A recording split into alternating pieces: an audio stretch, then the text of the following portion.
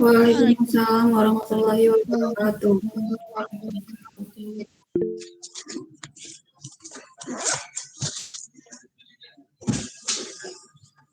Terima kasih Mas Mbak semuanya. Terima kasih ke Kak Iza sudah join dan bergabung dan saling melengkapi untuk teman-teman. Bisa kita mulai. Nah.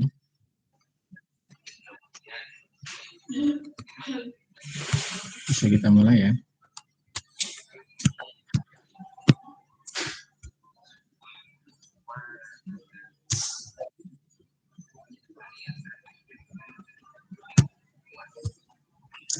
Oke.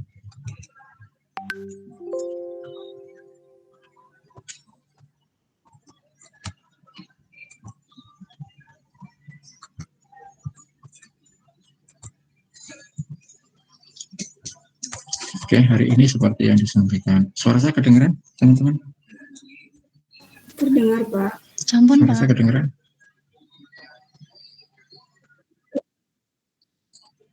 Oke. Terima kasih. Oke, enggak. Ya. Hari ini kita mau menyampaikan seperti yang dikirimkan Kak Iza semalam ya, kaitannya dengan materi kita hari ini ya. Radang ya Kak ya? Nggih, Pak, minggu ini materinya tentang radang. Sudah mungkin tadi pagi sebelum kuliah sudah di radang. Oke. Hari teman-teman, saya yakin sudah dibuka, tapi subuh tadi langsung dipelajari, kemudian lihat referensi-referensi yang lain, yang nanti bisa saling memudahkan kita untuk memahami, menguatkan asal keilmuan kita. Oke, kita masuk. Mohon maaf, hari Rabu itu ada rapat rutin, jadi saya harus berbagi untuk ikut rapat dan ikut mengikuti kuliah Anda.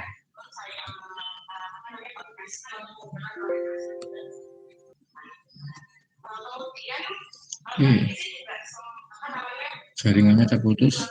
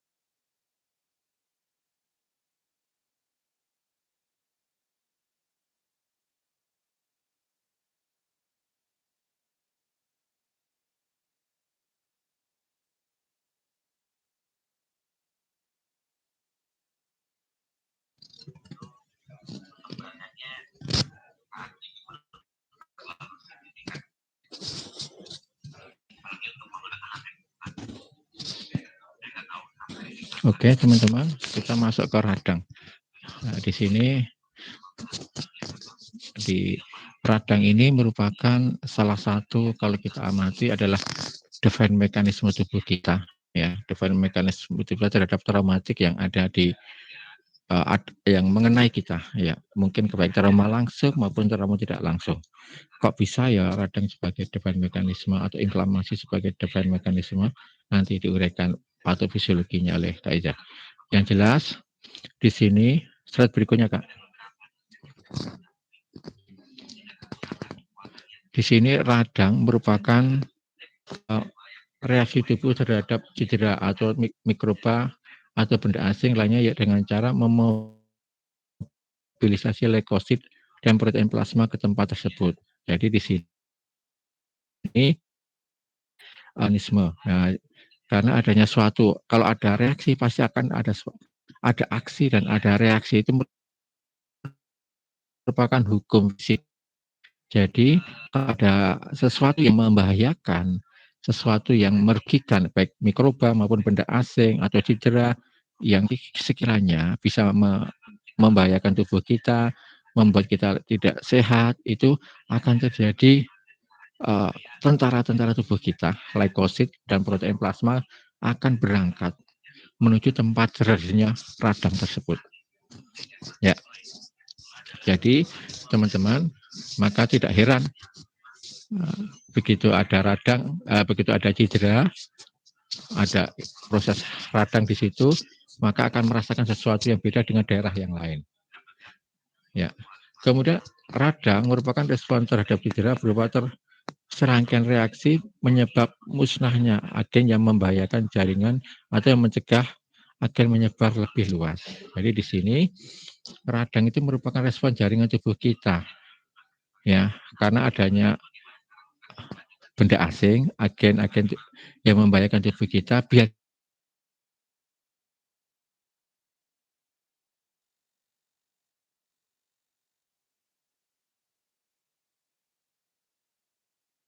supaya tidak lebih menyebar lagi. Itu harapannya. Sehingga teman-teman waktu kecil maupun waktu aktif bergerak sering jatuh, kemudian ada reaksi panas, reaksi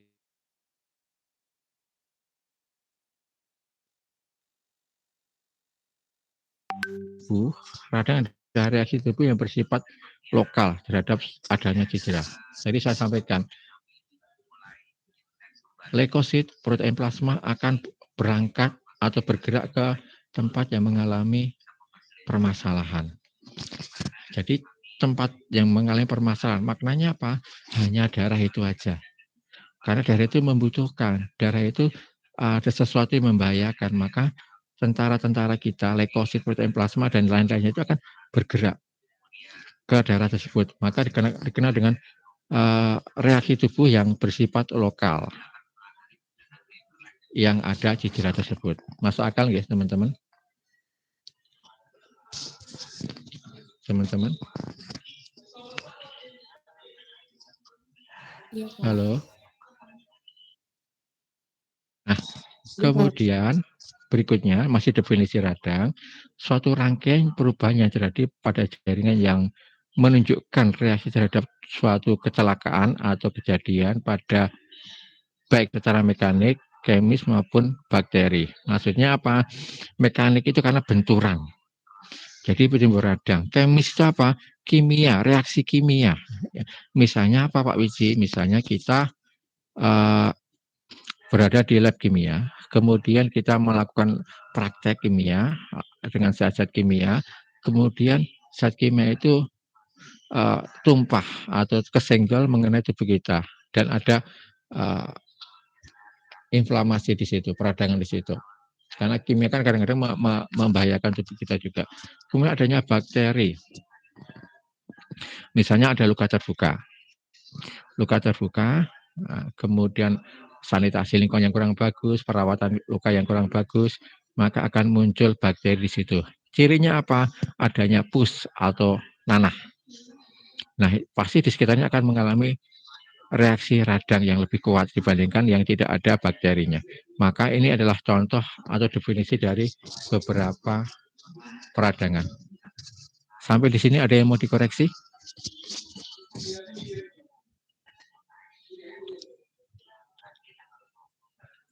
Sampai di sini ada yang mau dikoreksi?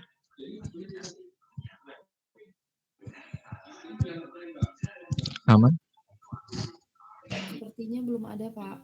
Oke. Kalau aman, slide berikutnya, Kak.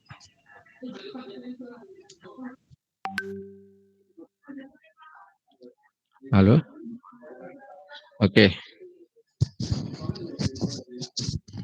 Nah, radang ini masih definisi adalah reaksi jaringan terhadap semua bentuk injury. Nah, reaksi jaringan terhadap semua bentuk. Masih ingat kalau kita belajar histologi ilmu tentang jaringan, sel dengan bentuk fungsi yang sama bentuk jaringan. Jaringan dengan bentuk dan fungsi yang sama bentuk organ. Organ membentuk organisme. Nah, jaringan di sini kan terdiri dari beberapa sel yang punya bentuk dan fungsi yang sama. Oke, di sini teman-teman yang ikut berperan dalam reaksi radang ini adalah pembuluh darah, jelas. Pembuluh darah itu sebagai media atau semacam sarana untuk sel-sel leukosit, protein plasma tadi bisa bergerak dengan leluasa, dengan cepat. Kemudian saraf di sini otomatis saraf sensorisnya, ya, yang menimbulkan atau merespon rasa nyerinya. Kemudian cairan dan sel-sel tubuh di tempat yang mengalami cedera. Cairan dan sel-sel tubuh, ya ini akan terjadi perubahan. Adanya bengkak, adanya akumulasi sel-sel dan cairan yang ada di sekitar. Ya, tadi sampaikan jaringan, berarti jaringan terdiri dari sel-sel yang mempunyai bentuk dan fungsi yang sama. Maka akan terjadi perubahan di situ. Nanti prosesnya seperti apa akan dijelaskan oleh Kak Iza. Oke, sebentar ya. Saya ada suruh ngomong. Lanjutkan ya, Kak.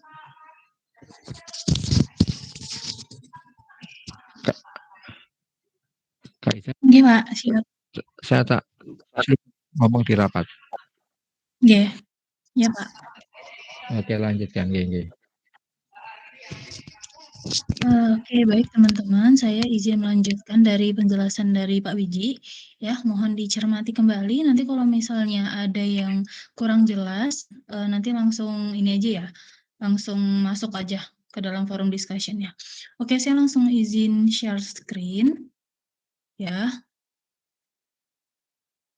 Oke, udah terlihat ya? Oke, tadi Pak Wiji sudah menjelaskan tentang definisi dari radang, kemudian itu, komponen-komponen apa saja yang akan terkena dampak dari adanya proses radang tersebut. Nah, kalau misalnya kita telaah lagi, radang itu nanti akan ada reaksi atau respon-respon dari sel. Nanti saya akan bahas respon setiap dari selnya itu bagaimana. Nah, setiap respon dari sel ini dia akan memiliki, maksudnya patomekanisme sendiri-sendiri. Contoh, kalau misalnya dia itu, mengenai sel saraf, kan sel itu kan ada banyak, ada sel saraf, kemudian ada sel-sel imun, kemudian ada sel yang ada di muscle, yang kemudian ada sel-sel yang ada di vaskular. Nah, itu semuanya akan berdampak karena adanya respon inflamasi tersebut. Nah, itu nanti kita akan bahas di PPT yang kedua. Nah, untuk etiologi dari radang, untuk penyebab dari radang sebenarnya itu, banyak ya. Kalau berdasarkan di sini ada berdasarkan dengan benda mati. Jadi kalau benda mati itu karena adanya rangsangan fisis. Rangsangan fisis ini bisa jadi karena adanya traumatic injury ya, atau karenanya ada benda asing, atau karena adanya rangsangan dari panas atau dingin yang berlebihan, sama adanya tekanan. Dan kalau misalnya dari rangsangan kimia, ya itu karena misalnya ini ya, fasia kena dari asam dan basa yang kuat atau keracunan dari obat. Nah, kalau misalnya benda hidup, oke. Kalau misalnya benda hidup itu emang rata-rata itu adalah bentuknya patogen ya. Jadi patogen itu adalah bakteri yang ada di luar. Tapi kalau misalnya udah dia masuk ke dalam sistem pertahanan tubuh, itu dia disebut juga dengan antigen. Ya, jadi kuman patogen, kemudian patogennya apa aja? Ada bakteri, ada parasit. Parasit itu biasanya dari cacing parasit, kemudian ada virus ya. Virus itu sekarang banyak ya, ada namanya virus dari disease COVID-19 bisa, atau nih bakteri. Biasanya yang paling sering kita temui di lahan bakterinya apa? Misalnya patologi tentang TB ya. Tuberkulosis itu kan bakteri yang disebabkan karena Mycobacterium tuberculosis. Nah, semua bakteri, parasit, sama virus dia itu akan mengiritasi dari jaringan. Bahkan bukan jaringan aja, bahkan selnya itu juga mengalami mutan. Maksudnya mutan ini adalah dia itu mengalami regenerasi yang tidak sesuai dengan fungsi fisiologisnya. Itu adalah mutan. Nah, hal ini karena apa? Karena adanya perubahan dari zat-zat kimia ya, seperti itu.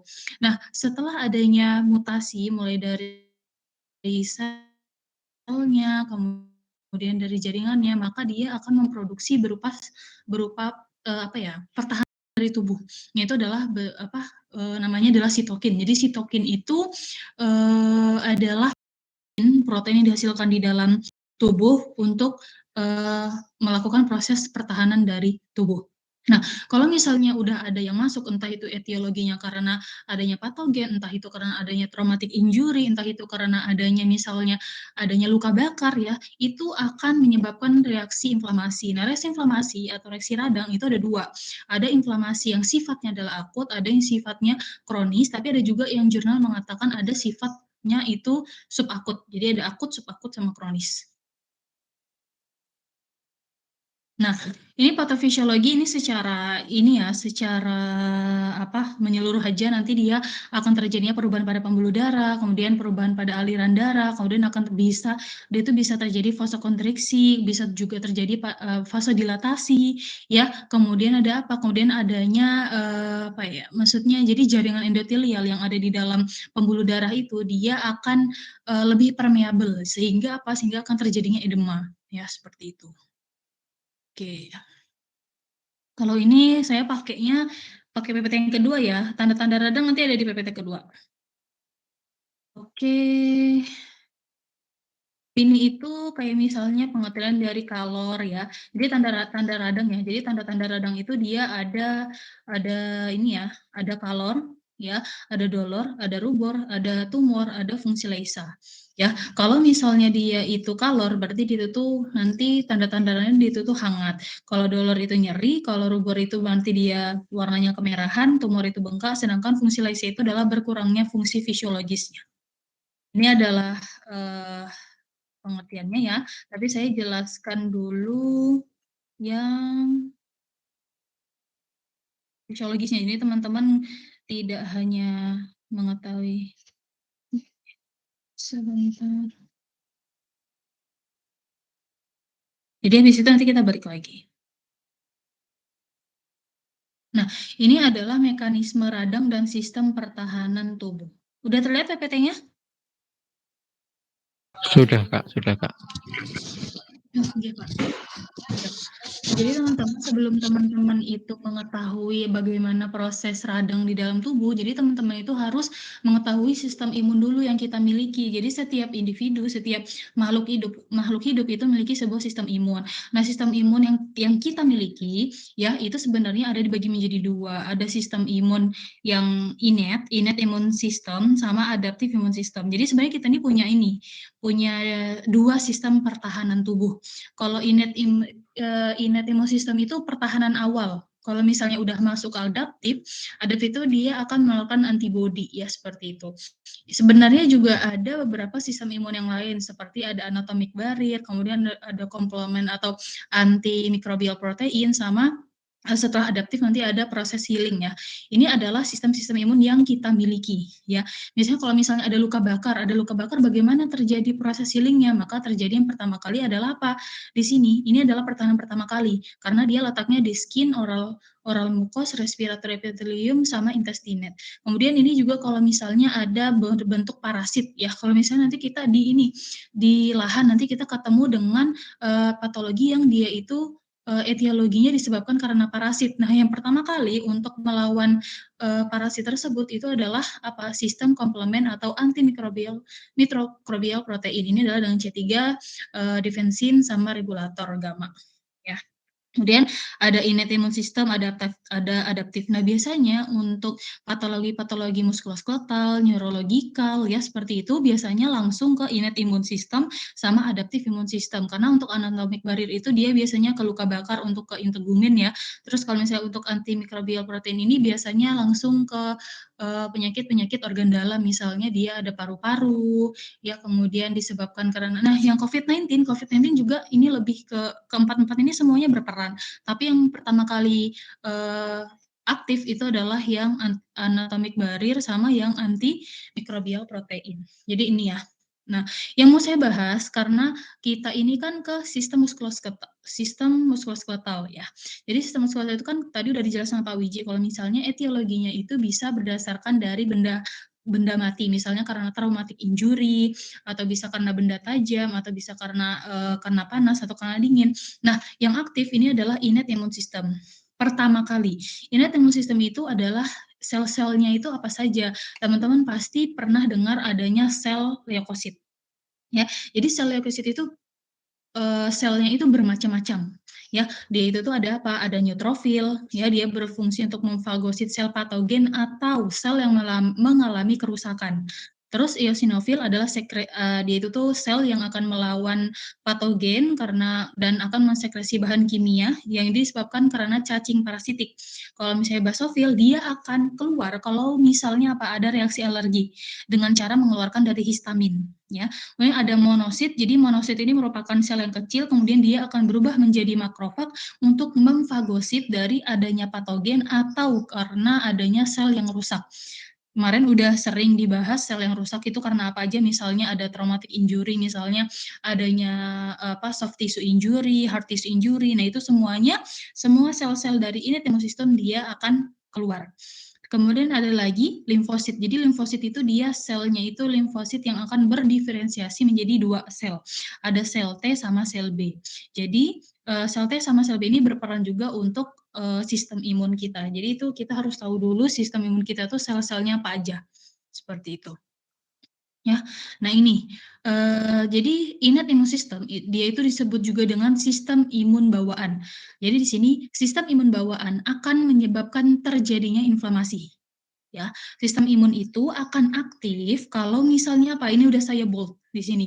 Menyingkirkan sel atau jaringan yang rusak oleh trauma atau penyakit dan akan menetralisir untuk penyembuhan luka dan perbaikan jaringan. Jadi, innate immune system sama adaptive immune system itu tidak serta-merta kalau misalnya cuma ada bakterial sama virus sama parasit, tidak hanya itu. Tapi juga untuk perbaikan jaringan yang disebabkan karena adanya misalnya nekrosis atau kematian jaringan atau adanya selnya mutan, ya seperti itu.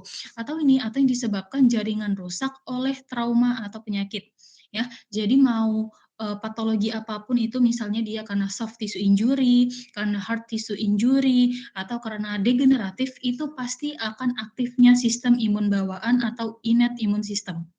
Ya, sampai situ penjelasannya untuk gimana aktif sistem imun kita. Kemudian untuk respon, kalau misalnya sistem imun kita itu udah aktif, maka responnya apa? Ada yang tadi di PPT yang pertama tadi, ada apa? Ada kalor, ya, ada rubor, ada tumor, ada dolor, ada fungsi Laisa. Begitu. Sampai sini ada yang ditanyakan?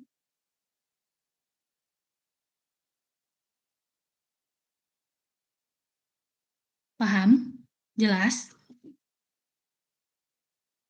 Insya Allah udah paham, Mbak. Jelas, Kak. Jelas ya? Oh, coba. Jadi nanti Ada yang mau teman-teman dikoreksi jawab, nggak? nanti kita ya, ada mau dikoreksi nggak? Apa ada yang kurang paham gitu? Kak, mungkin ada saja takut mereka, Kak. Enggak, Pak. Mereka fokus ini, Pak, fokus memperhatikan masih. Monggo kalau ada yang mau Ya udah. Kalau misalnya ada, Nggih. deh, Mereka saya lanjut yakin deh. semangat. Ya. Udah siap. Nggih, lanjut, Kak. Siap, Kak. Oke teman-teman, ini adalah sel-sel yang tadi saya sebutkan. Jadi sel leukosit itu misalnya ada pertanyaan, misalnya coba sebutkan sel-sel apa saja yang dia itu berperan pada saat sistem imun bawaan itu aktif. Jadi kalau misalnya teman-teman cuma bilang, oh adanya rilis dari sel leukosit. Leukosit itu banyak, leukosit itu ada eosinofil, ya ini ada makrofag, ada basofil, ada sel dendritik, ada sel neutrofil, ada mast cell, sama limfosit. Tapi sel-sel ini dia itu tuh memiliki fungsi yang spesifikasi. Ya, contoh kalau misalnya makrofag. Nah, makrofag ini dia akan memfagosit apa? Kalau misalnya ada sel-sel yang mengalami mutagenesis atau sel-sel yang mengalami kerusakan. Atau juga kalau misalnya ada bakteri atau patogen, itu makrofag bisa memfagosit, ya. Jadi makrofag itu dia bisa memfagosit. Fagosit itu apa sih, Mbak? Jadi fagosit itu adalah dia akan memakan sel tersebut. Ya. Oke, kalau misalnya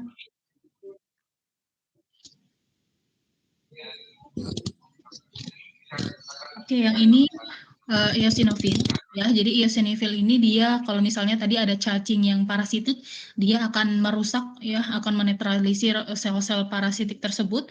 Kemudian ada sel dendritik. Jadi sel dendritik ini apa ya? Dia itu sebagai presentasi antigen. Jadi tadi saya udah bilang kalau misalnya ada sel yang rusak atau ada patogen yang masuk, itu akan apa? Itu akan memberikan sinyal kalau misalnya di situ ada apa ya? Ada subunit yang dia itu tidak dikenali oleh tubuh. Nah, subunit tersebut akan akan dibaca oleh si sel dendritik ini. Oleh karena itu, sel dendritik ini akan memberikan informasi ke sistem imun, ya, entah itu sistem imun bawaan atau sistem imun adaptif, kalau misalnya di situ ada subunit yang tidak dikenali oleh tubuh. Bisa saja kalau misalnya sudah dikenali oleh sel dendritik, maka makrofag akan rilis ke daerah sana. Eosinofil juga akan rilis ke daerah sana. Jadi sel dendritik adalah dia itu sebagai antigen presenting cell atau yang disebut juga dengan APC. Kelihatan nggak ya? Saya tulis ini. A, P, C, antigen presenting cell. Jadi di mana kalau misalnya ada mikroba atau ada patogen atau ada sel yang rusak itu dia ada di dalam tubuh, maka sel-sel tersebut akan dibaca oleh si sel dendritik ini. Sel dendritik ini dia akan memberikan informasi ke sistem imun kalau misalnya ada subunit yang mengalami kerusakan itu ya. Terus ada basofil ya di sini. Kemudian ada neutrofil ya. Neutrofil sama dia itu akan memfagosit juga ya. Kemudian adanya mast cell ya. Kemudian Kemudian ada juga sel limfosit. Nah, limfosit ini dia akan berdiferensiasi menjadi sel beta sama sel T ya. Kalau sel beta dia itu akan menghasilkan sebuah antibodi. Kalau misalnya sel T itu sel T itu banyak ya, ada sel T helper 1, ada sel T helper 2. Nah, itu tuh yang menghasilkan kayak TNF alpha, interferon gamma, interleukin 1 beta, interleukin 10, interleukin 3 itu adalah si sel T ya. Jadi nggak serta-merta kalau misalnya kalian jelaskan kan dulu tuh biasanya coba jelaskan tentang sistem radang. Nanti ada TNF alpha, interferon, tapi dari mana dia itu diproduksi. Jadi dia diproduksi dari sel T yang diferensiasi dari sel limfosit. Jadi gitu ya. Itu adalah sel-sel yang berperan untuk sistem imun. Nah, dan yang ini bagaimana mekanisme pengenalan oleh innate dan adaptive immune system. Jadi maknanya dari slide ini adalah bagaimana sih innate sama adaptive immune system itu dia bisa aktif dan bagaimana dia itu bisa mengenali kalau misalnya ada patogen atau mikroba sama sel yang mengalami kerusakan. Ya, di situ. Nah, bagaimana caranya? Di sini ada makrofag. Sebentar.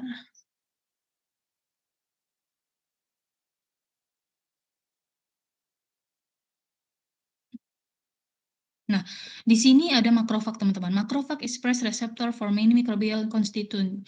Jadi itu makrofag. Jadi makrofag itu kan dia berasal dari sel monosit ya. Jadi makrofag kalau misalnya ada sel yang mengalami kerusakan ya, misalnya kemarin itu ada soft tissue injury, misalnya dia karena ruptur dari ligamen udah grade-nya udah grade 3. Berarti kan di situ otomatis ada injury kan di sana. Berarti otomatis akan ada respon inflamasi. Nah, yang pertama kali yang aktif itu adalah innate immune system. Nah, bagaimana caranya kok bisa sih innate immune system itu langsung aktif?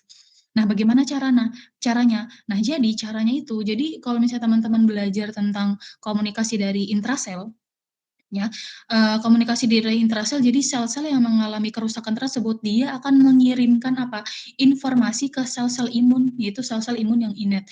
Contohnya dia akan aktifnya dari makrofag. Jadi makrofag ini selain dia itu fungsinya adalah untuk memfagosit sel-sel yang mengalami kerusakan atau adanya patogen sama mikroba, jadi makrofag ini juga sebagai yang menerima informasi. Jadi yang menerima informasi itu adalah reseptor. Jadi makrofag ini adalah reseptor yang menerima informasi bahwa ada ada yang mengalami kerusakan, entah itu di mana. Misalnya misalnya ada ruptur tendon Achilles, berarti di tendon Achilles itu mengalami kerusakan. Nah, yang menerima informasi tersebut itu adalah makrofag. Ya. Nah, di sini ini adalah gambar makrofag, teman-teman. Lihat, makrofag itu sel ya, jadi dia memiliki sebuah sitoplasma, dia memiliki sebuah sitosol, dia memiliki sebuah nukleus, itu adalah sel. Nah, cuma makrofag ini ya, dia kan sebagai yang penerima informasi ya. Kemudian yang pertama makrofag ini juga bisa memfagosit kalau misalnya ada sel-sel mengalami kerusakan ya. Jadi kalau misalnya udah difagosit nih ternyata tapi masih ada reaksi peradangan, berarti makrofag ini butuh apa? Butuh teman-teman yang lain, butuh sel-sel yang lain. Contohnya ada eosinofil, basofil, kemudian nanti dia akan mengaktifkan dari adaptif imun sistem kalau misalnya innate imun sistem ini dia tidak bisa menyelesaikan reaksi peradangan. Ya, seperti itu. Oke, karena makrofag ini dia itu merupakan sebuah sel yang spesifikasi, oleh karena itu dia itu memiliki sebuah apa ini? Reseptor-reseptor. Ya, tanda-tanda ini dia adalah reseptor. Reseptor, reseptor. Nah, ini ada yang disebut juga dengan TLR. Jadi TLR itu kalau teman-teman tahu tolerant reseptor. Jadi tolerant reseptor ini dia akan apa ya? Berikatan sama sel-sel yang mengalami kerusakan sehingga apa? Sehingga informasi itu masuk ke dalam makrofag, makrofag akan memfagosit sel-sel yang mengalami kerusakan tersebut. Nah, ini adalah contoh kalau misalnya dia itu ada baktogen atau apa bakteri atau patogen. Misalnya teman-teman di lahan dapat TB, penyakit TB ya, misalnya tuberkulosis ya. Nah, itu kan bakteri ya. Bakterinya itu dia akan apa? Dia akan masuk atau berikatan sama apa ini? Reseptor yang ada dari makrofag ya. Bakterinya yang biru ini adalah reseptor, reseptor permukaan dari sel-sel makrofag. Bakterinya akan ditangkap oleh reseptor, kemudian bakterinya akan apa? Akan masuk ke dalam si apa makrofag tersebut, kemudian akan difagosom. Fagosom itu ini masuknya secara endositosis, ya kemudian akan di apa? Difagosom, ya akan dinetralisir, kemudian akan didegradasi, ya sehingga akan terjadi netralisasi dari mikrobakterium. Nah, ini adalah salah satunya cara. Kemudian ini adalah cara yang kedua, misalnya ada bakteri TB tadi, dia apa? Dia akan langsung masuk ke dalam apa? Masuk ke dalam makrofag ya. Di sini melalui transmembran, kemudian dia akan dikirimkan ke nukleus. Nah, nukleus ini di sini akan terjadinya proses transkripsi, ya kemudian di ribosom akan terjadinya proses translasi, sehingga sel makrofag ini akan mengeluarkan sitokin. Sitokin ini adalah untuk sitokin inflamasi. Misalnya ada tadi peran dari makrofag ini semuanya ini berbeda-beda, teman-teman. Ya, jadi teman-teman harus tahu bagaimana mekanismenya, nggak langsung semerta-merta makrofag itu langsung menetralisir dari bakteri, tapi inilah caranya ya. Karena di sini sudah saya catatkan makrofag akan merespon sel yang rusak dengan menggunakan reseptor yang berbeda untuk merangsang fagositosis dan sekresi sitokin ya. Jadi kalau fagosit itu dia tidak bisa, reseptor ini berfungsi yang mengalami kerusakan. Seperti itu. Sampai sini ada pertanyaan?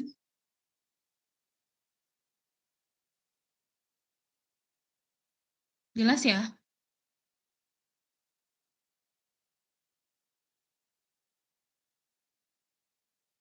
Oke, jelas? Kalau ada saya lanjut. Insya Allah sudah, Kak. Oke, lanjut ya.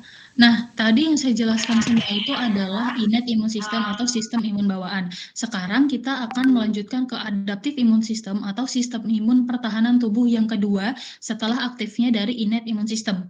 Jadi teman-teman, kalau misalnya innate immune system itu dia tidak bisa menetralisir adanya patogen atau sel yang mengalami kerusakan tersebut, maka adaptive immune system ini akan aktif.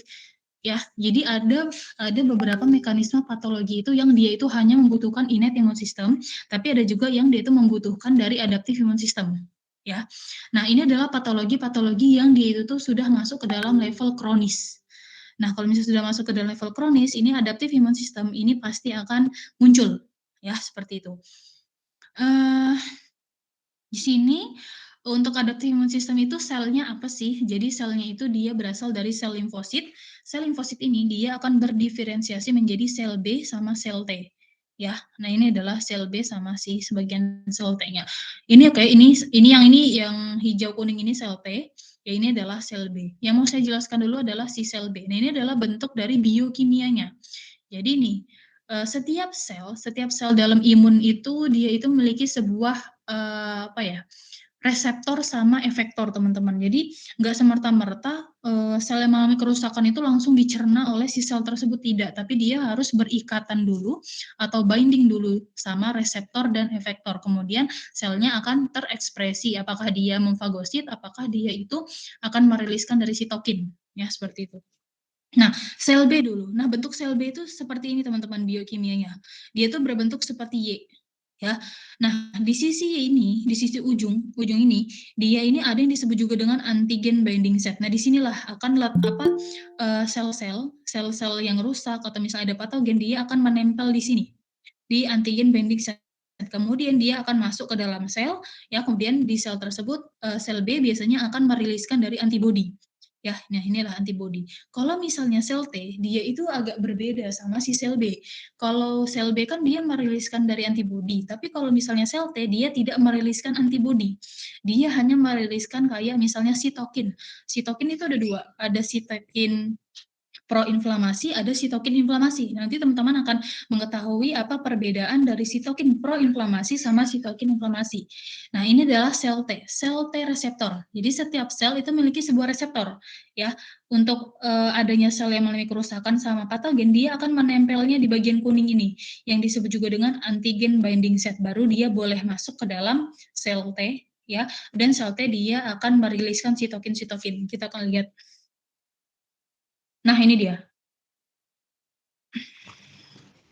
Jadi saya tadi sudah sebutkan bahwa sel T itu dia banyak macamnya. Ya, di sini ada, biasanya kalau misalnya sel T itu dia disebut juga dengan T helper 1, T helper 2, T helper 17, ya. Ini kalau ini follicle helper sama Treg regulator. Ya, regulator sel. Jadi T helper 1 cell, T helper 2 cell ini adalah semua jenis-jenis dari limfosit. Nah, tapi kalau misalnya ada patologi, tidak semua sel-sel ini aktif, tidak, teman-teman.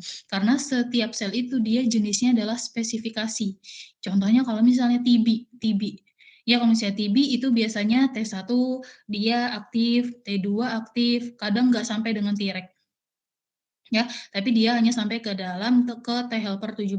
Biasanya seperti itu. Biasanya sudah sampai T helper 17 dia udah sembuh, biasanya seperti itu.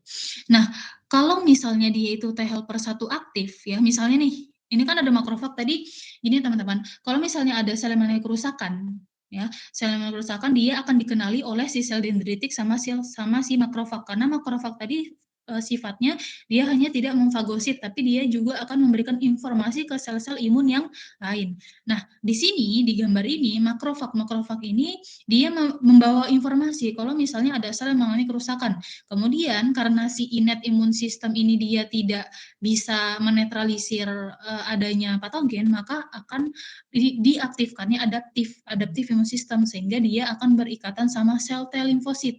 Nah, sel T limfosit dia akan berikatan sama misalnya T helper 1. T helper 1 setelah makrofag sama T helper 1 itu binding, berikatan, maka akan rilisnya dari interferon gamma. Ya.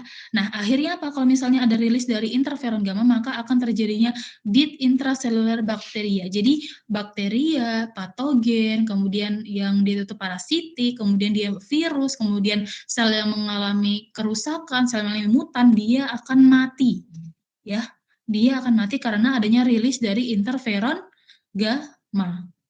Nah, kalau misalnya yang aktif itu adalah T helper 2, ya, maka dia akan meriliskan dari interleukin 4, interleukin 5, sama interleukin 13. Nah, ini yang apa? Ini biasanya diaktifkan oleh adanya di innate immune system, misalnya ada eosinofil, mast cell, sama sel plasma, ya. Kemudian misalnya T helper 17 nih yang aktif maka dia akan meriliskan sitokin misalnya interleukin 17. Nah, di sini akan terjadinya apa?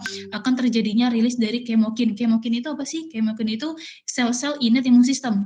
Contohnya ada sel-sel monosit, kemudian limfosit, kemudian ada basofil, eosinofil, neutrofil, semuanya di sini. Ya, di sini. Nah, makanya dia akan meriliskan dari neutrofil. Teman-teman kalau misalnya baca tadi, neutrofil itu sifatnya adalah memfagosit semua patogen, semua sel-sel yang mengalami kerusakan di sini. Ya, kemudian kalau misalnya follicle helper, maka dia akan mengaktifkan dari sel beta, teman-teman. Kalau misalnya udah aktif dari sel beta, maka dia akan mengeluarkan sebuah antibodi. Antibodinya dikeluarkan oleh sel plasma ya di sini, makanya nanti ada IgM, ada IgG, ya seperti itu. Kalau misalnya yang aktif itu adalah Treg cell, maka dia akan apa ya namanya? Dia akan imatur dendritic cell. Jadi akan terjadinya apa sih sel dendriknya itu dia imatur, dia tidak matang sehingga dia tidak bisa mempresentasikan informasi kalau misalnya ada sel yang mengalami kerusakan. Sehingga apa? Sehingga di sini apa? Akan terjadinya lack of T cell activation. Jadi sel T-nya itu dia tidak akan aktif. Biasanya langsung ke sel beta. Ya. Ini adalah kalau misalnya sel-sel T-nya aktif. Nah, contoh Mbak, apa sih penyakit atau patologi yang dia itu langsung tembak ke misalnya apakah dia T1, T helper 1, T helper 2, atau T helper 17. Nah, biasanya untuk yang patologi muskuloskeletal, misalnya dia heart tissue injury, misalnya karena fraktur, ya, kalau karena fraktur itu, karena apa? Karena dia, apa ya, dia itu tuh tidak akut saja, dia sampai ke kronik, dia sampai 3 bulan. Biasanya kalau misalnya sudah sampai 3 bulan, dia itu adaptif imun sistemnya itu dia akan aktif. Makanya nanti pada saat dicek laboratorium, makanya interferon gamanya tinggi, interleukinnya itu dia tinggi, TNF alfanya dia tinggi. Gitu. Jadi di sini ini adalah makrofag. Makrofag itu dia selalu ada di lamina propria dan berbagai jaringan ya yang dia itu siap sedia berhadapan dengan sel atau jaringan yang rusak serta patogen yang masuk. Jadi ya teman-teman saya kasih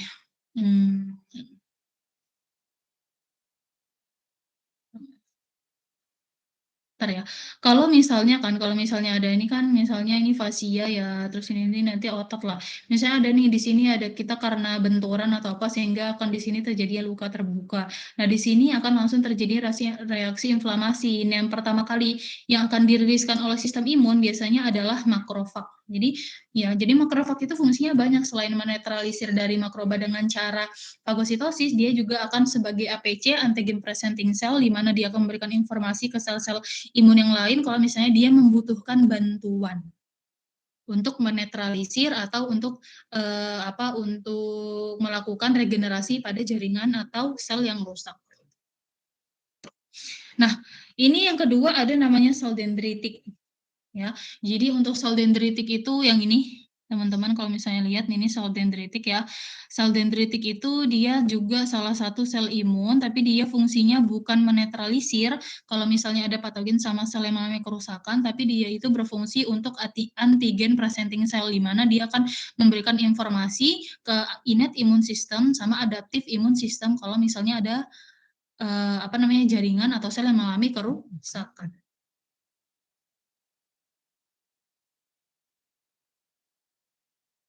Gitu. Nah ini antigen presenting cell. Jadi dia dendritik itu kalau misalnya ada traumatic injury, maka sel dendritik atau makrofag bisa memberikan informasi di sini. Nah di sini akan aktifkannya neutrofil atau eosinofil atau basofil atau monosit. Seperti itu. Kalau misalnya innate imun sistem masih tidak bisa menetralisir atau tidak bisa regenerasi dari sel atau jaringan, maka adaptif imun sistem dia akan aktif. Nah, inflamasi dia itu merupakan awal respon imun, ya.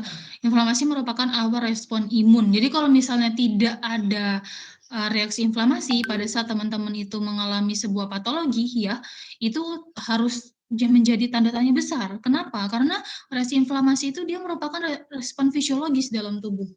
Seperti itu. Artinya ada yang tidak beres di dalam tubuh Anda. Seperti itu. Oke, yang pertama kali apa? Innate imun system akan aktif, ya. Nah, dia ini aktifnya sampai kapan? Mulai dari menit sampai dengan beberapa hari. Biasanya innate itu biasanya pada level-level akut sampai dengan subakut, biasanya ya sampai dengan 3 hari.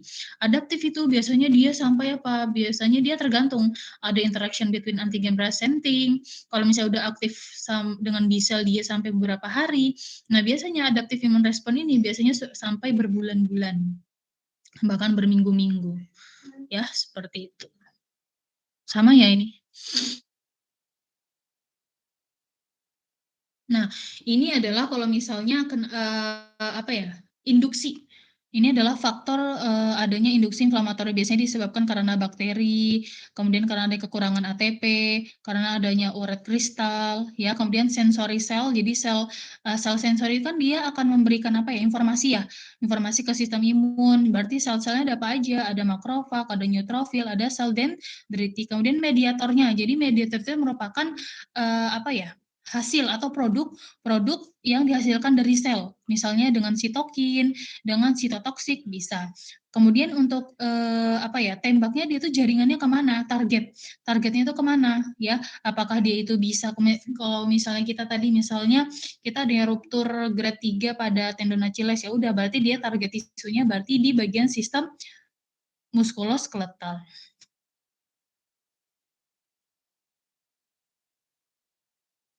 Sampai sini ada ditanyakan?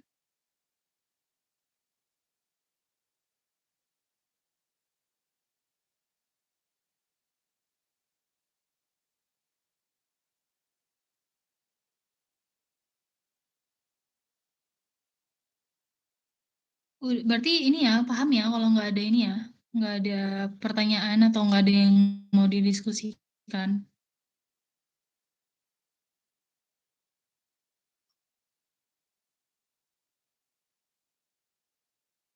Oke, kalau nggak ada, saya lanjut.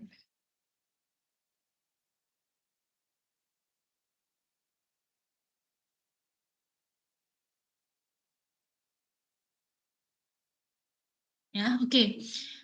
Kerusakan sel yang disebabkan karena misalnya traumatic injury, dia akan memicu respon inflamasi. Jadi tetap makrofag akan mensekresikan sitokin. Ya, ini adalah reaksi-reaksi, ya, reaksi-reaksi akan terjadinya kerusakan dari sel. Ya, di sini kalau misalnya teman-teman belajar tentang kemarin biologi molekuler ya, nanti teman-teman bakal tahu bagaimana sel-sel imun bentuknya gimana, kemudian sel-sel di muscle itu bagaimana, kemudian sel-sel di bagian saraf itu bagaimana, ya seperti itu. Jadi yang pertama, sel yang rusak akan menstimulasi makrofag untuk rilis dari apa? Sitokin. Ya, misalnya ini ada sel-sel yang rusak. Di sini ya, ini kan ini adalah misalnya ada sel yang rusak nih, disebabkan karena traumatic injury. Nah, di sini ada makrofag, ya. Makrofag itu akan aktif karena di sini ada inflamasi, ya seperti itu. Nah, kemudian di sini makrofag akan apa? Dia dua tadi ya. Yang pertama dia akan memfagosit, kalau misalnya tidak bisa memfagosit, maka dia apa? Maka dia akan merilis dari kemokin ya, sama si sitokin. Kalau misalnya dia kemokin, maka dia akan apa ya? Menarik teman-teman yang lain kayak misalnya eosinofil, basofil, neutrofil itu akan masuk ke dalam area yang mengalami inflamasi. Kemudian kalau misalnya dia rilis sitokin, berarti apa? Berarti dia akan mengaktifkan dari adaptive immune system karena dia akan berikatan atau binding dengan sel T. Kan sel T tadi kan ada T helper 1, T helper 2, T helper 17, baru dia akan mengaktifkan dari sitokin. Jadi sitokin itu yang itu teman-teman, sitokin itu adalah TNF alpha, interferon gamma, interleukin 1 beta, interleukin 3, interleukin 10, itu disebut juga dengan sitokin. Setelah ini aktif, setelah semuanya itu distimulasi oleh si makrofag, maka dia akan bermigrasi ke apa? Ke yang ke lokasi yang mengalami kerusakan sehingga di situ akan terjadinya regenerasi. Ya. Nah, bagaimana dia kalau dia mau mengalami regenerasi, ya udah salah satu caranya dia akan apa? Dia akan rilis sitokin sama kemokin, kemudian akan terjadi. Nah, disinilah munculnya reaksi-reaksi bengkak kayak tumor, dolor, ya seperti itu. Nah, di sini lihat di sini neutrofil ya, neutrofil karena tadi si makrofagnya itu dia menstimulasi dari kemokin itu masuk ke dalam sini, pembuluh darah ini. Nah, di sini neutrofil akan masuk sehingga dia akan terjadi memfagosit sel-sel yang mengalami kerusakan. Artinya apa? Karena neutrofil ini masuk, ya. Artinya pembuluh darah ini yang dia itu memiliki sel endotelium, dia itu akan lebih permeabel sehingga apa menyebabkan protein fluidnya itu dia akan keluar ke dalam ekstraselulernya sehingga dia akan menyebabkan peningkatan volume yang disebut juga dengan bengkak atau vasodilatasi. Nah, di sini vasodilatasi akan meningkatkan permeabilitas vaskular sehingga dia akan kemerahan dan akan mengalami bengkak. Setelah mengalami vasodilatasi dan bengkak, maka sel inflamasi akan masuk ke dalam jaringan sehingga akan menyebabkan nyeri. Ya, di sini monosit juga akan masuk, ya seperti itu. Ini semuanya akan masuk sehingga dia akan menyebabkan nyeri. Kenapa dia menyebabkan nyeri? Karena apa? Karena pembuluh darah itu dia bersampingan sama sel saraf, sel ujung saraf, ya.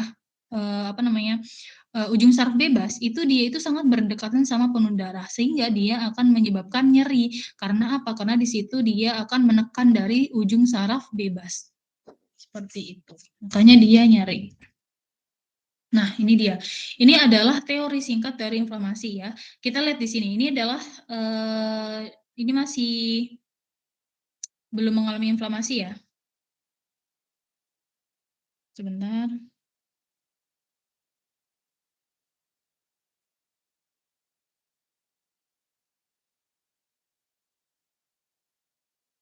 Nah, ini yang mengalami inflamasi semuanya teman-teman.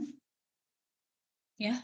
Ini yang belum mengalami, lihat skinnya masih bagus, kemudian di bagian fasianya ada efektor sel, ada connective tissue. Ini kan bagian-bagian otot sama fasia nih. Kemudian di sini ada pembuluh darah. Biasanya habis dari pembuluh darah baru dia ada ujung saraf bebas ya biasanya di sini.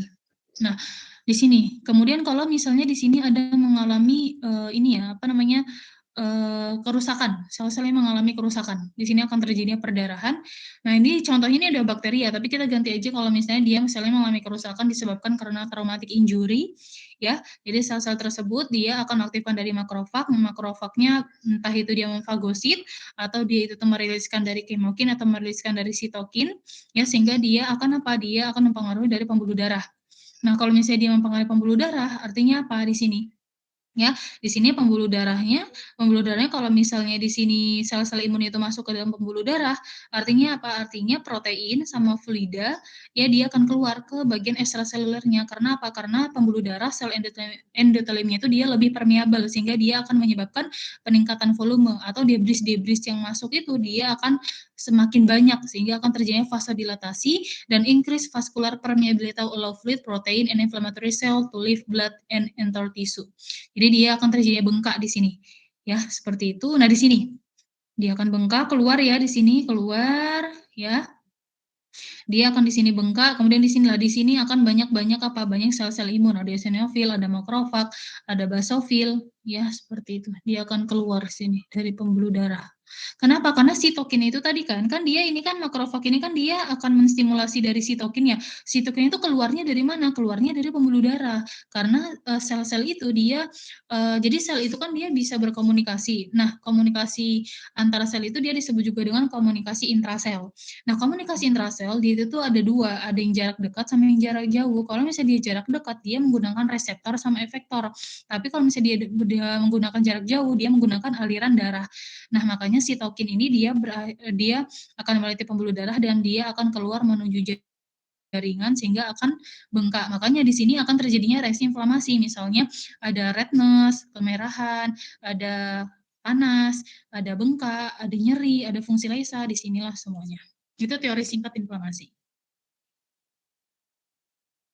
Nah, ini adalah 3 peran penting inflamasi dalam mengatasi kerusakan sel. Yang pertama, mengeringkan molekul dan sel efektor dari aliran darah ke tempat kerusakan sel.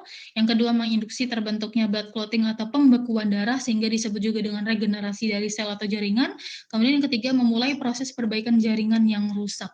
Ya, jadi teman-teman, kalau misalnya ada soft tissue injury atau hard tissue injury, kalau misalnya dia itu tanpa adanya pembekuan darah selama proses healing, itu berarti sistem imunnya tidak bekerja dengan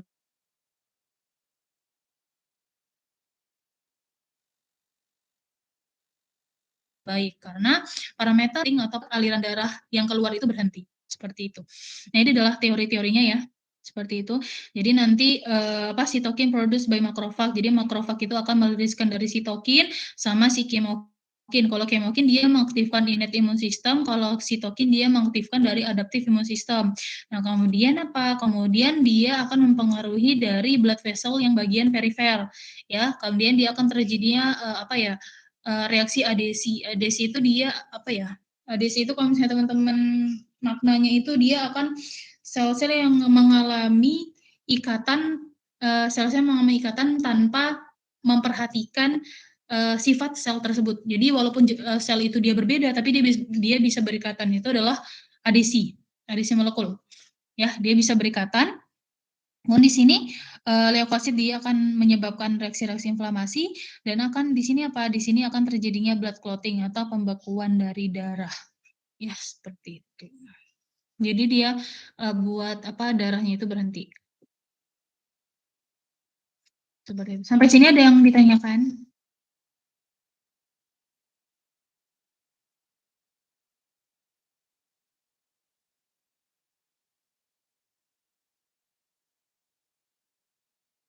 Oke, kalau nggak ada saya lanjut ya. Nah, ini tadi yang saya sebut-sebut ada kemokin. Jadi kemokin adalah polipeptida kecil yang disintesis oleh berbagai macam tipe sel.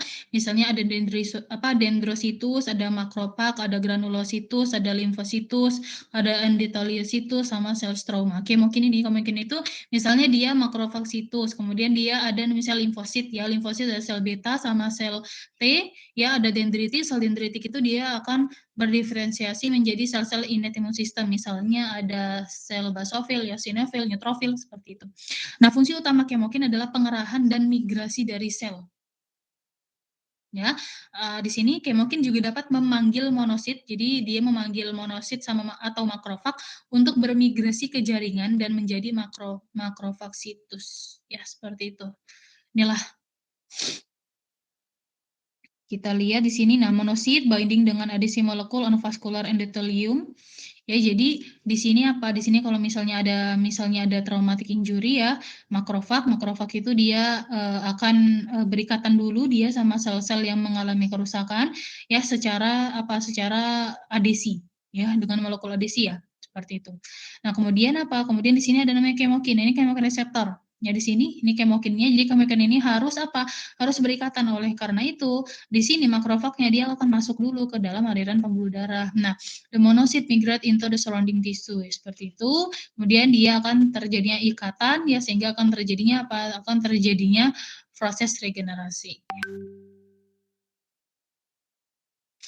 Oke, ini adalah secara keseluruhan dari innate dan adaptive immune system.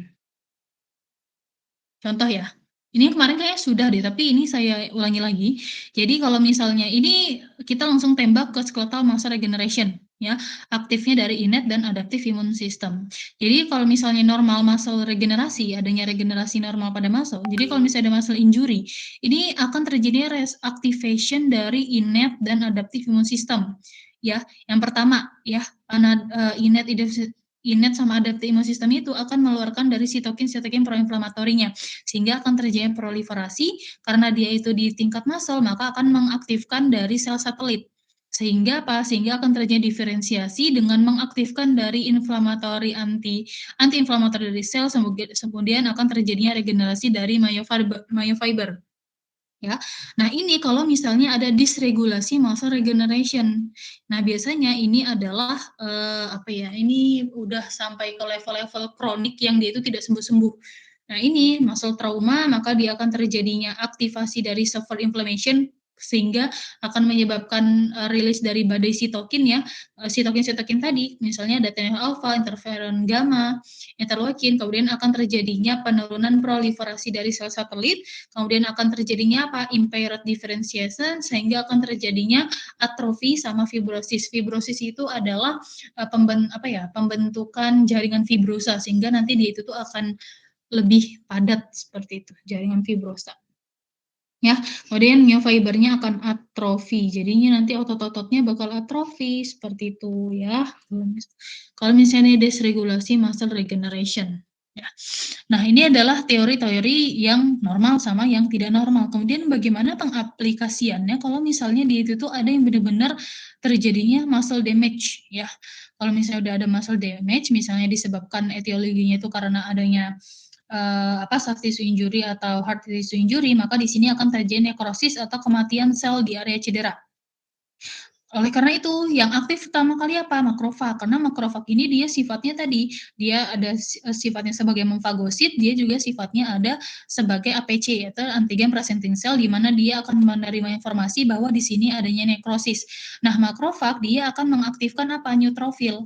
Karena makrofag itu kan dia juga tadi, dia akan meriliskan, dia akan menstimulasi dari kemokin, sehingga kemokin ini dia akan mengaktifkan dari neutrofil.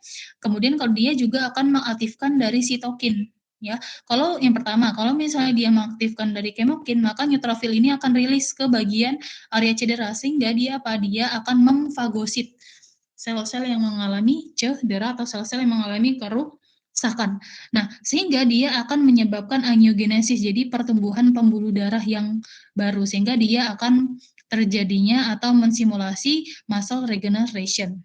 Ya, kemudian neutrofil kalau misalnya dia belum adekuat untuk muscle regeneration, maka makrofag dia itu akan uh, mengaktifkan yang adaptif. Jadi makrofag itu dia ada dua, ada M1, ada M2. M1 itu klasikal, yang M2 itu adalah yang adaptif kalau nggak salah ya.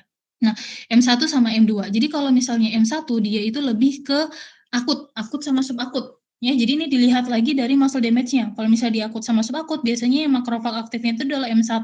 Nah, M1 maka dia akan mengaktifkan dari sitokin-sitokin proinflamasi. Ya, sitokin proinflamasinya itu adalah apa? Misalnya dia itu ada TNF alfa, interferon gamma. Nah, itu adalah. Nah, di sini supaya apa? Supaya dia itu tuh di sini terjadinya inflamasi. Kalau misalnya udah inflamasi, berarti dia apa? Akan terjadinya bengkak, kolor, rubor, ya, fungsi Leisa di situlah. Dan dia akan rilis dari protease. Jadi protease itu adalah memecah protein menjadi lebih sederhana karena adanya kematian sel tadi ya, sama peningkatan produksi dari reaktif oksigen spesies. Ya, karena adanya proinflamatori ya di sini, kemudian aktiflah dari M2, makrofag M2.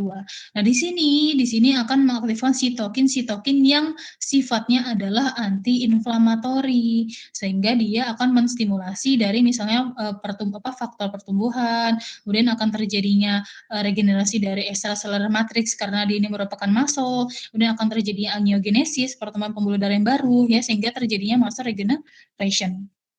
Nah, itu. Kemudian makrofag ini dia juga akan mengaktifkan dari T-cell. Ya, teman-teman udah tahu bahwa T-cell itu dia merupakan adaptive immune system kan? Nah, T-cell ini banyak, ada T helper 1, dia disebut juga dengan reseptornya itu adalah CD4. Jadi kalau T helper 1 maka dia akan mengaktifkan dari meningkatkan produksi dari sitokin, TNF alfa, interferon gamma sehingga akan terjadinya muscle regeneration ya, seperti itu. Nah, ini adalah inflammatory factor. Kalau misalnya T helper 1 reseptornya itu adalah CD4, kemudian untuk T helper 2 itu juga reseptornya CD4 itu dia dia itu juga akan membantu yang bagian innate immune system sama T helper 1-nya dalam muscle regeneration. Jadi itu enggak melulu cuma satu sel yang dia itu tuh untuk memicu regenerasi, tapi semuanya berkesinambungan. Seperti itulah teori dari radang. Ini adalah referensi yang saya sama Pak Wiji gunakan ya. Nanti teman-teman bisa download di Litgen juga bisa, gampang. Yang penting udah tahu judulnya. Oke, sampai sini ada pertanyaan kah?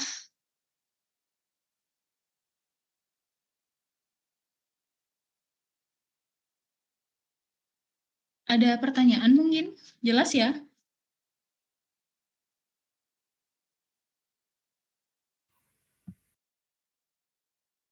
Gimana? Sangat jelas? Ada pertanyaan mungkin? Untuk sekarang belum ada, Mbak. Belum ada ya, tapi jelas ya berarti ya, udah jelas. Insya Allah, Mbak. Oke, jadi gitu ya, itu adalah tentang teori-teori dari radang atau teori-teori dari sistem imun. Ya, seperti itu. Nah, kalau misalnya itu kita memiliki sebuah injury ya, traumatic injury, entah itu dia fraktur, entah itu dia karena misalnya penyakit degeneratif, misalnya dia itu karena OA, karena misalnya HNP, itu semuanya pasti akan mengalami respon inflamasi yang saya jelaskan tadi. Ya, semuanya akan mengalami. Cuma nanti itu yang berbedanya adalah level-level sel-selnya. Nah, bagaimana kita tahu bahwa misalnya nih pada penyakit OA ternyata dia itu cuma sampai ke innate. Ternyata kalau misalnya pada penyakit HNP dia cuma sampai ke ada T-rex cell-nya, kemudian ada interferon gamma-nya, berarti kita mengetahui dari setelah pemeriksaan laboratorium, seperti itu. Sama pemeriksaan, karena dia menggunakan level mikroskopis sama level imunohistokimia. Jadi kita harus mengetahui, karena dia berbentuknya sel. Jadi kita bisa mengetahui sel itu ada kalau misalnya sel itu kita warnain. Nah, itu namanya adalah teknik imunohistokimia. Sudah jelas ya yang saya ini ya. Jadi nanti kalau misalnya ada soal, misalnya coba jelaskan tentang reaksi radang. Saya nggak mau teman-teman cuma, oh reaksi radang itu nanti dia bengkak, terus itu nanti dia merah, kemudian nanti dia ada sel-sel imun. Nggak seperti itu ya. Jadi nanti dijelaskan dari awal sampai akhir yang saya jelaskan tadi. Itulah teori dari radang. Gimana?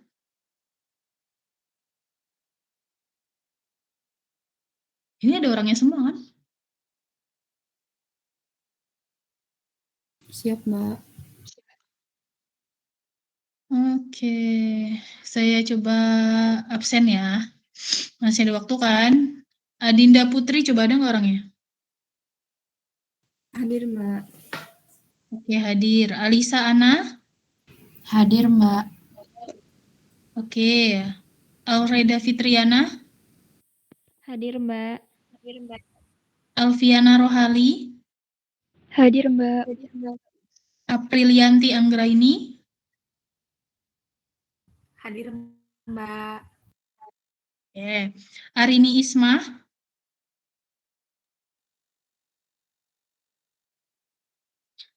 Arini Isma, apakah ada?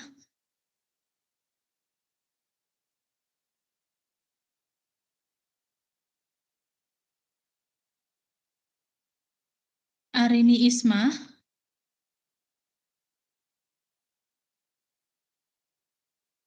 Nggak ada? Bentar ya, saya catat dulu.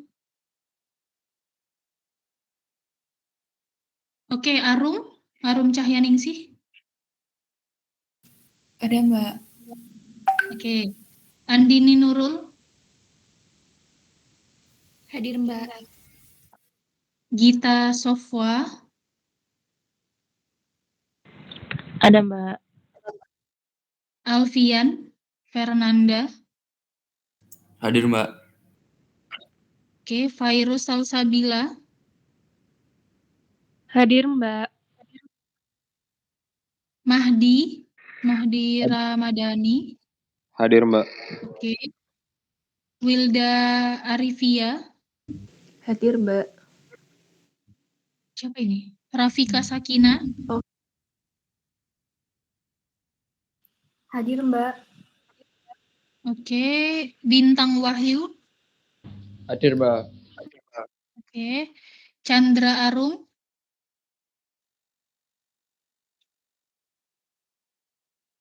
Tiga kali saya panggil, saya catat namanya ya. Chandra Arum ada?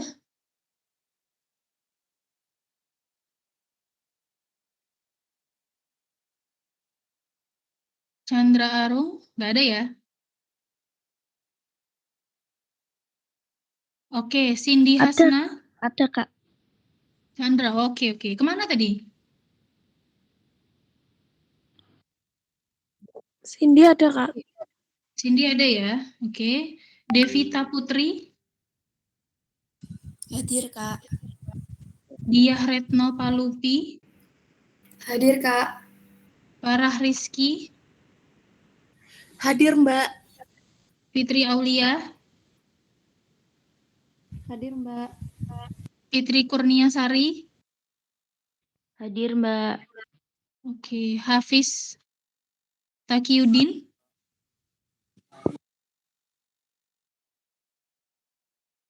Masih di mute.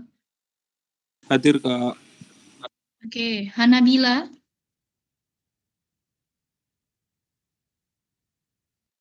Hanabila, apakah ada? Hanabila ada Mbak, tapi sinyalnya katanya putus nyambung. Oh, oke, ada ya. Oke, Intan Dwi. Ada Mbak. Oke, Irviana. Ada Mbak. Irviana. Oke, Keisha Angger Kiranti. Ada Mbak. Husna Tiara. Hadir Mbak. Husna. Oke. Laila Widat Jamil. Ada Mbak. Ada. Oke. Marcella Rida. Hadir Mbak. Oke. Meka Dwi Hekiriani. Hadir Kak. Oke. Muhammad Ahyar. Hadir, Mbak. Mutiara Anissa. Hadir Mbak. Nafisa. Hanabila hadir ya. Oke. Oke, Nugraha Satya.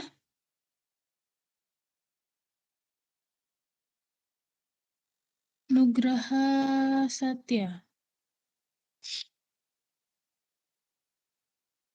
Nggak ada?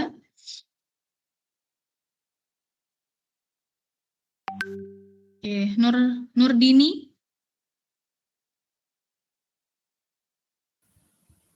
Hadir Kak. Nurdini. Nggak, oh ada ya. Nurdini oke. Nurdini. Pranidia Sekar. Hadir Mbak. Oke, Puput. Hadir Mbak. Hadir. Rafika Hasmi. Hadir Mbak. Retno Andriani. Hadir Mbak. Rosalia. Hadir Mbak. Kasih Kirana. Hadir Mbak. Selvi Alhani. Hadir Mbak. Selviana Putri. Hadir. Sri Khadijah. Hadir Mbak. Talita Konita.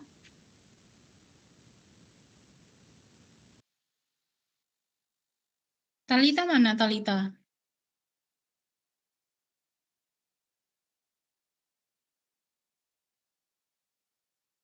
Nggak ada ya? Hadir Ibu. Hadir. Oke. Trino Valiano. Hadir Mbak.